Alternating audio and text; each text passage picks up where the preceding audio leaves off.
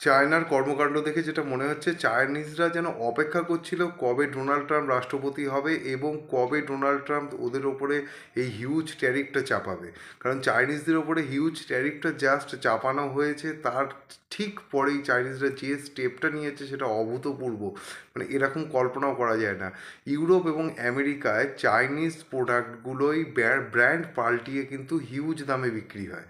এবার চাইনিজ কোম্পানিগুলো সেটা ওপেন টু অল করে দিয়েছে, ওরা বলছে যে আমাদের কাছ থেকে দেখুন এই এই প্রোডাক্টটাই আমাদের কাছ থেকে নিয়ে ওরা বিক্রি করে, লোগোটাকে জাস্ট পরিবর্তিত করে কোয়ালিটি একই পাবেন এবং দাম পাবেন তার প্রায় 10 ভাগের 1 ভাগ। যে দাম দিয়ে আপনারা প্রোডাক্টটা কেনেন তার 10 ভাগের 1 ভাগ দামে সেম কোয়ালিটির প্রোডাক্ট আপনারা পেয়ে যাবেন।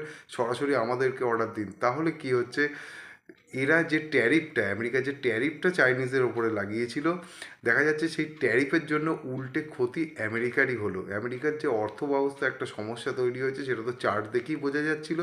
এইবার বোঝা যাচ্ছে খেলাটা কত গভীরে চলছিল, কারণ মার্কেট কিন্তু সব কিছুই আগে থাকতে জানতে পারে।